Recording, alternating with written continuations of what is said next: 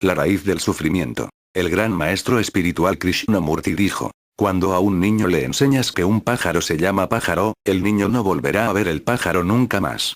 Lo que verá será la palabra pájaro. Eso es lo que verá y sentirá. Y cuando alce los ojos al cielo y vea que ese ser extraño y alado echa a volar, ya no se acordará de que lo que hay allí es, verdaderamente, un gran misterio. Ya no se acordará de que en realidad no sabe lo que es. Ya no se acordará de que esa cosa que vuela por el cielo está por encima de todas las palabras, de que es una expresión de la inmensidad de la vida. Es, en realidad, una cosa extraordinaria y maravillosa que vuela por el cielo. Pero en cuanto le asignamos un nombre, ya nos creemos que sabemos lo que es. Vemos pájaro, y casi lo damos por descontado. Un pájaro, un gato, un perro, una persona, una taza, una silla, una casa, un bosque, a todas estas cosas se les han atribuido nombres, y todas ellas pierden una parte de su vida natural en cuanto las nombramos.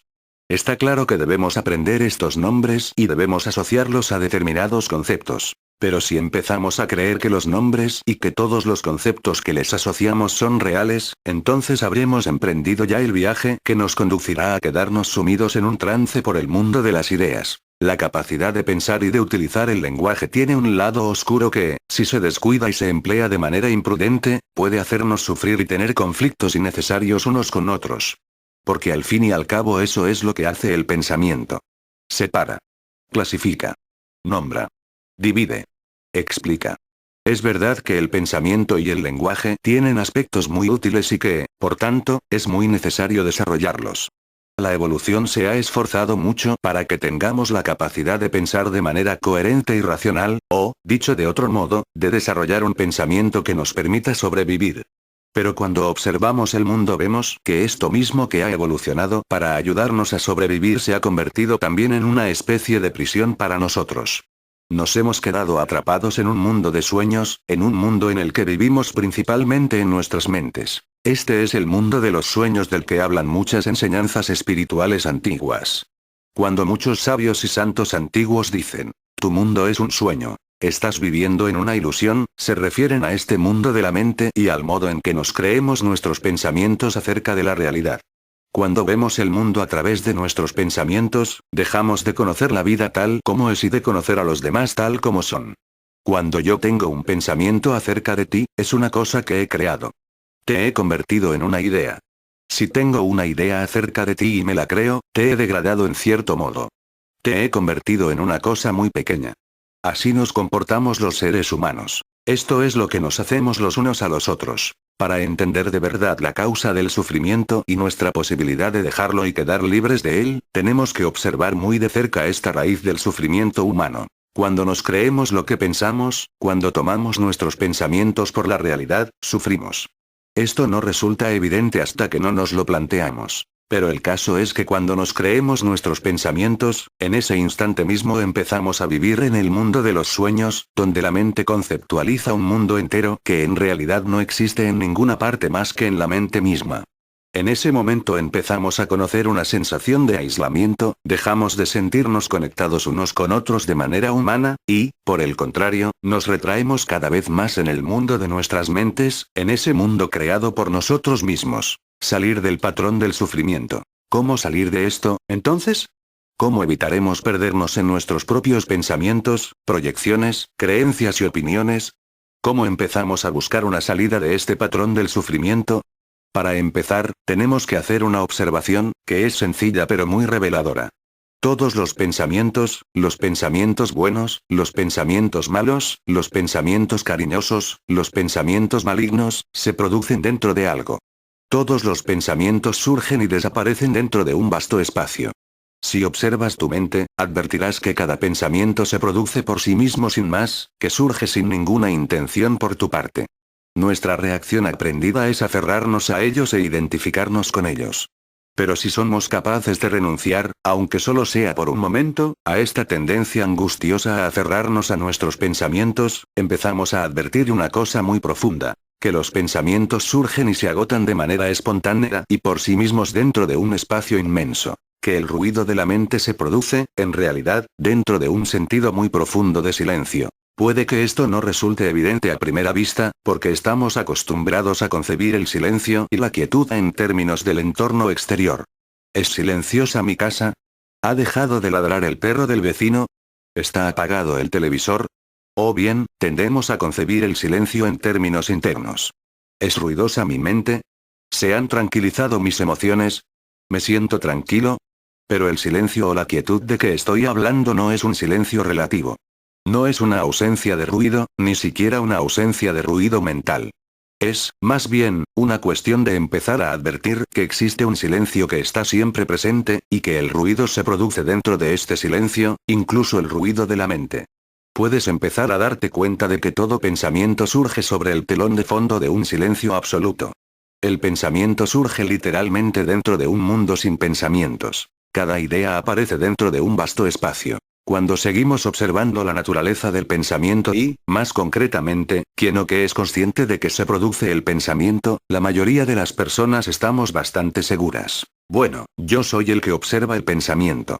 Eso es lo que nos han enseñado y lo que nosotros suponemos de manera natural, que tú y yo, como individuos separados, somos los que pensamos nuestros pensamientos. ¿Quién los iba a pensar, si no? Pero si lo observas con atención, te darás cuenta de que en realidad no es cierto que seas tú el que piensa. El pensamiento es una cosa que sucede, sin más. Sucede, lo quieras tú o no, y se detiene, lo quieras tú o no. Cuando empiezas a observar este proceso, te puede impresionar bastante el descubrimiento de que tu mente piensa por sí sola y deja de pensar por sí sola, sin más. Si dejas de intentar controlar tu mente, comienzas a advertir que el pensamiento se produce dentro de un espacio muy vasto.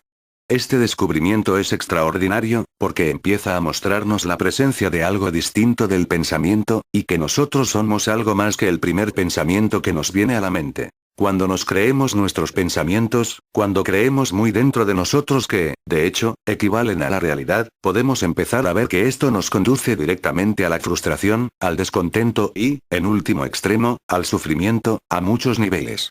Este descubrimiento es el primer paso para desenmarañar nuestro sufrimiento. Pero también hay que ver algo más, una cosa más fundamental todavía. Este descubrimiento más profundo se produce mucho después de que hayamos formado nuestras opiniones, nuestras creencias y nuestra capacidad de conceptualizar. ¿A qué se debe que, a pesar de que hemos empezado a advertir que son nuestras mentes las que nos hacen sufrir, seguimos asiéndonos tan profundamente y con tanta vehemencia a ellas? ¿Por qué nos seguimos aferrando a esta identificación, hasta el punto de que a veces parece que es nuestra mente la que se aferra a nosotros?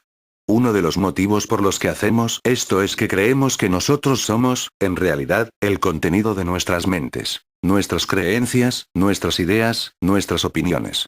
Esta es la ilusión primordial, que yo soy lo que pienso, que yo soy lo que creo, que yo soy mi punto de vista particular. Pero, para ver más allá de esta ilusión, resulta útil observar con mayor profundidad todavía qué es lo que nos impulsa a ver el mundo de esta manera. Imaginarnos a nosotros mismos y a los demás. Vamos a estudiar cómo formamos una imagen de nosotros mismos a partir de la nada, pues esto es precisamente lo que hacemos. A partir de este vasto espacio interior de conciencia y de quietud, formamos una imagen de nosotros mismos, una idea de nosotros mismos, una colección de pensamientos sobre nosotros mismos. Esto es una cosa que nos enseñan a hacer cuando somos muy pequeños. Nos asignan un nombre, nos asignan un sexo. Vamos adquiriendo experiencia a medida que vivimos la vida, al ir pasando por los altibajos de lo que supone ser un ser humano. A cada hecho que nos sucede, cambian las ideas que tenemos acerca de nosotros mismos. Vamos acumulando poco a poco ideas acerca de ese que nos imaginamos que somos. Al cabo de no mucho tiempo, cuando tenemos 5 o 6 años, ya tenemos los rudimentos de una autoimagen. La imagen es una cosa que valoramos mucho en nuestra cultura. Mimamos nuestra imagen. Vestimos nuestra imagen. Procuramos imaginarnos que somos más, o mejores, o incluso menos de lo que somos en realidad. En suma, vivimos en una cultura en la que se atribuye un gran valor a la imagen que nos proyectamos a nosotros mismos y que proyectamos a los demás. Así pues, en la práctica, todos andamos por la vida presentándonos unos a otros nuestras imágenes, y nos relacionamos los unos con los otros como imágenes. Sea quien creamos que es otra persona, no será más que una imagen que tenemos en la mente. Cuando nos relacionamos unos con otros desde el punto de vista de la imagen, no nos relacionamos con quien es el otro, solo nos relacionamos con quien nos imaginamos que es el otro. Y después nos extraña que no nos relacionemos bien, que tengamos discusiones y que nos entendamos tan radicalmente mal unos con otros. Pero si queremos saber de verdad quiénes somos, si queremos llegar hasta el fondo de esta manera determinada nuestra de sufrir, que surge de que nos creemos que somos lo que no somos, entonces tenemos que estar dispuestos a mirar debajo de la imagen, debajo de la idea que tenemos unos de otros y, más concretamente, debajo de la idea que tenemos de nosotros mismos. Porque, cuando miramos dentro de lo que somos de verdad, por debajo de nuestras ideas, por debajo de nuestras imágenes, no hay nada. No hay ninguna imagen en absoluto. Hay un koan zen. Un koan es un acertijo que no se puede responder con la mente, sino solo mirando directamente por uno mismo, que dice: ¿cuál era tu rostro verdadero antes de que nacieran tus padres? Naturalmente, si tus padres no habían nacido todavía, tampoco habías nacido tú. Y si no habías nacido, no tenías ni cuerpo ni mente. Así pues, si no habías nacido, no podías concebir una imagen propia. Es una manera de preguntar, por medio de un acertijo. ¿Qué eres tú, en realidad, cuando miras más allá de todas las imágenes y de todas las ideas acerca de ti mismo? Cuando miras de manera absolutamente directa aquí y ahora, cuando te basas completamente en ti mismo y miras por debajo de la mente, por debajo de las ideas, por debajo de las imágenes. ¿Estás dispuesto a entrar en ese espacio, en el lugar donde no se arroja ninguna imagen, ninguna idea? ¿Estás verdaderamente dispuesto y preparado para ser así de libre y así de abierto?